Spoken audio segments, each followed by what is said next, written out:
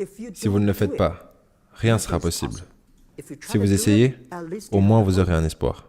Vous avez été nombreux à nous demander une vidéo sur Jack Ma, qui est le fondateur d'Alibaba. Il a la deuxième plus grosse fortune de Chine et fait partie des 20 personnes les plus riches au monde. Dans cette vidéo, vous allez voir que lui aussi a connu la rejection.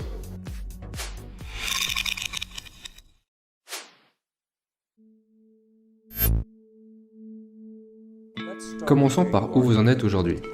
À quel point Alibaba est grand? Combien de personnes se connectent tous les jours? Combien de personnes se connectent par semaine? À quelle vitesse grandissez-vous? Nous avons plus de 100 millions d'acheteurs qui se connectent à notre site tous les jours.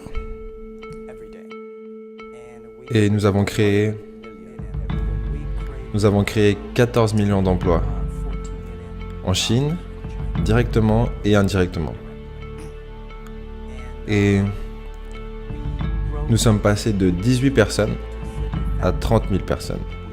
18 personnes dans mon appartement et maintenant nous avons un campus entier. En comparaison à 15 ans en arrière, nous sommes grands. Mais en comparaison à 15 ans plus tard, nous sommes juste un bébé. Vous avez essayé d'entrer dans 3 universités. À chaque fois, ils vous ont rejeté. J'avais essayé, il y avait cet examen que les jeunes, en fait si vous vouliez aller à l'université, vous deviez passer cet examen. Et j'ai échoué 3 fois. Mais j'ai beaucoup échoué. J'ai échoué pour les choses marrantes pour lesquelles j'ai échoué, par exemple un test en école primaire 2 fois. Et j'ai échoué 3 fois en école secondaire.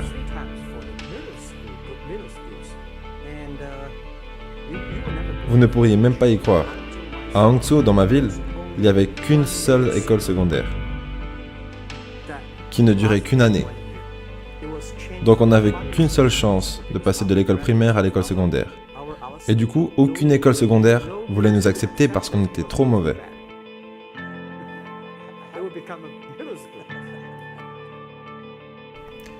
Quel effet ça a eu par contre de vous faire rejeter? Vous savez, je pense qu'on doit s'y faire. Nous ne sommes pas si bons. Même aujourd'hui, nous avons encore beaucoup de gens qui nous rejettent. Je pense que quand j'ai été diplômé de l'université, mais même avant ça, pendant 3 ans, j'ai essayé d'entrer à l'université. Et j'ai également postulé pour des jobs. J'ai été rejeté une 30aine de fois. Je suis allé à la police, ils m'ont dit non, tu n'es pas assez bon. Je suis même allé chez KFC. Quand KFC est arrivé en Chine, dans ma ville, 24 personnes sont venues pour un job. 23 personnes ont été acceptées. J'étais le seul refusé. Et la même chose à la police. Sur les 5 personnes qui sont présentées, 4 personnes ont été acceptées. Et j'étais le seul gars qui n'a pas été reçu. Donc, pour moi, être mis à l'écart et rejeté... Oh, et à part ça, est-ce que je vous ai dit que j'ai postulé pour Harvard? J'ai été rejeté 10 fois. Pourquoi est-ce qu'on a autant peur de la rejection? Généralement, on n'ose pas se lancer, que ce soit avec notre projet ou simplement pour aborder une conversation, parce qu'on a peur d'être rejeté. Mais ce qui nous fait vraiment peur dans le fond, c'est plus l'image que ça nous donnera de nous-mêmes. Parce qu'en fait, on prend cette rejection personnellement. Il faut savoir qu'une rejection n'est jamais personnelle. C'est toujours un retour neutre du monde qui vous entoure. Et c'est à vous d'interpréter ce retour d'une façon pragmatique et de ne pas intégrer ce retour, d'associer ce retour à votre personne. Vous êtes la seule personne qui pouvait vous définir. Donc l'image que vous avez de vous-même doit être imperméable à la rejection. Par contre, la rejection est super utile lorsque vous voulez vous améliorer, améliorer vos compétences, votre approche. Et en fin de compte, une rejection vous informe que votre approche n'était pas la bonne, que vos compétences ne sont pas suffisantes ou simplement que la personne qui vous rejette a une vision limitée et ne peut pas vous donner un retour concret. Et du coup, gardez à l'esprit qu'une rejection, c'est positif parce que c'est un retour du monde qui vous entoure et vous en avez besoin, mais elle ne définira jamais et en aucun cas votre personne.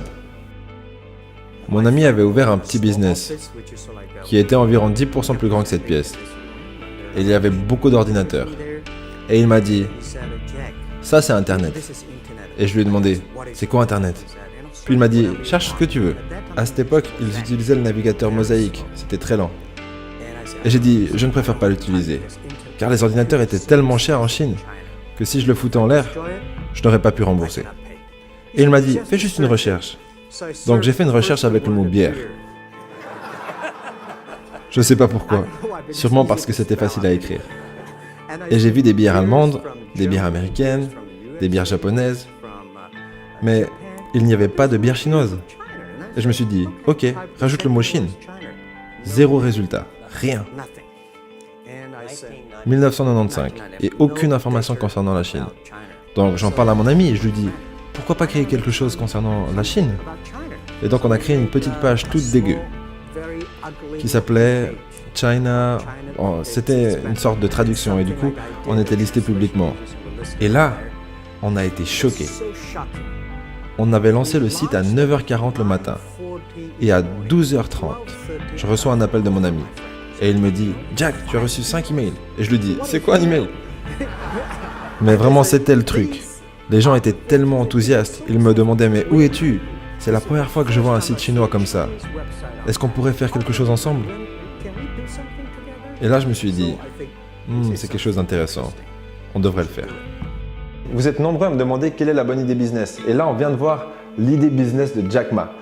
Et c'était pas vraiment une idée business en premier lieu, c'était juste une réalisation. Il y avait un trou sur le marché et du coup, Jack Ma voulait positionner son offre. Et c'est ça une bonne idée business. C'est pas une idée qui vous permettra de trouver un raccourci pour atterrir sur une île déserte et ne plus avoir rien à faire jusqu'à la fin de votre vie. C'est pas ça. Une idée business, c'est vraiment être attentif à ce qui se passe sur le marché, que ce soit derrière votre ordinateur ou simplement dans un bar. Vous écoutez les gens qui parlent et ils parlent de leurs problèmes.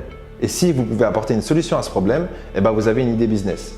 Et qu'est-ce qu'il vous faut pour exécuter sur cette idée business? Des compétences. S'il vous manque des compétences, maintenant vous savez quelles compétences il vous manque. Et du coup, vous pouvez travailler sur ces compétences ou simplement trouver des associés. Et c'est aussi simple que ça. Après, bien sûr, à mettre en place, ça ne sera pas si simple parce qu'il y a de la compétition, il y a plein d'éléments qui rentrent en jeu, mais c'est comme ça que ça commence. Durant les 3 premières années, Alibaba était juste une sorte de e-commerce des informations. Quels produits avez-vous? Qu'est-ce que moi j'ai? On parle beaucoup, mais on ne fait pas de business. Il n'y avait aucune possibilité de paiement. Et j'ai donc contacté les banques, mais aucune banque voulait le faire. Ils disaient, ah non, ce truc ne fonctionnera jamais. Donc, je ne savais pas quoi faire. Car si je mettais en place un système de paiement, c'était contraire aux lois financières. Parce qu'il est nécessaire d'avoir une licence. Mais si je ne le faisais pas, notre e-commerce allait droit dans le mur. Alors je suis allé assister à un séminaire sur le leadership. Le leadership, c'est prendre des responsabilités. Et après avoir suivi cette présentation, j'ai passé un coup de fil à mes amis, mes collègues avec qui je vivais dans mon appartement, et je leur ai dit, faites-le maintenant, immédiatement. Si ça se passe mal, que le gouvernement n'est pas content, si quelqu'un doit aller en prison, Jack Ma ira en prison. Parce que c'est tellement important pour la Chine et pour le monde de créer un système fiable. Mais si tu ne le fais pas, et ne le fais pas correctement, vol, blanchiment d'argent ou manque de code dans les transactions, c'est moi qui t'envoie en prison. Donc c'était ma façon de voir les choses. Et les gens n'aimaient pas ça. Mais tellement de personnes à qui je parlais durant cette période concernant Alipay me disaient « c'est l'idée la plus stupide que tu n'as jamais eue ». Et je disais « je ne pense pas que c'est stupide, du moment que les gens l'utilisent ». Maintenant, il y a plus de 800 millions de personnes qui utilisent Alipay. Au départ, quand j'étais jeune, je pensais que tout était possible. Maintenant, je sais que tout n'est pas possible. Il y a des choses auxquelles nous devons penser. On doit tenir compte des autres, tenir compte des clients, de la société, ses employés, ses actionnaires. Il y a tellement de choses. Mais si vous continuez à travailler dur, il y a des solutions. Je pense pas vraiment que j'étais très enthousiaste concernant ce qu'on faisait au départ. Durant les 5 premières années, je voulais juste survivre. Et 5 ans plus tard, C'était en 2000. oui. Et après coup, je me suis dit, waouh, la vie de tellement de gens a été changée. J'étais tellement content. Vous savez, pendant les 2-3 premières années, nous avons fait aucun revenu. 0 revenu. Mais on était tellement motivés à continuer de travailler. Vous savez ce qui s'est passé une fois? Je me souviens, une fois quand j'étais au restaurant et que j'étais en train d'essayer de régler la note. Le propriétaire du restaurant vient me voir et me dit « Monsieur, votre note a déjà été payée par quelqu'un. » Et sur la note, c'était écrit « Bonjour Monsieur Ma, je suis l'un de vos clients d'Alibaba Group ou plutôt de la plateforme Alibaba, je gagne beaucoup d'argent et je sais que vous n'en gagnez pas. J'ai donc réglé la note pour vous. Si vous ne le faites pas, rien ne sera possible. Si vous essayez, au moins vous aurez un espoir. C'était l'histoire d'un jeune homme qui rentre dans un bar pour commander un verre.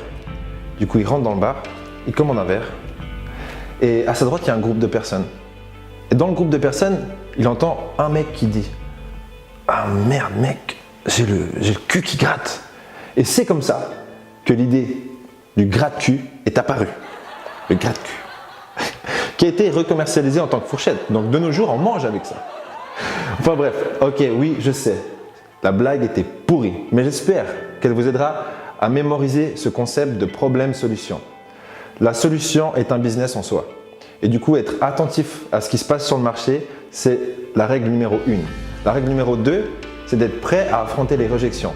Ah mais un gratte-cul, quelle idée de merde! Du coup, ça sera ce qui suit. Et soyez prêt à affronter cette rejection, pas émotionnellement, mais d'une façon pertinente. Est-ce que cette idée est vraiment une idée de merde ou est-ce que les gens finiront par l'utiliser? Si les gens finiront par l'utiliser, d'une façon ou d'une autre, c'est que c'est peut-être une bonne idée. Voilà, merci à vous. Si la vidéo vous a plu, des likes, c'est jamais en trop. Un commentaire, ça nous fera également plaisir. Et je vous laisse sans plus attendre découvrir le prochain épisode. Mais juste avant ça, dans la description, il y a un livre qui s'appelle Motivation, kit de survie. Tuer le confort, votre vie en dépend et il est gratuit. Peu importe ce que vous cherchez, vous le trouverez. Donc si vous voulez changer votre vie, vous devez changer votre physiologie et votre attention.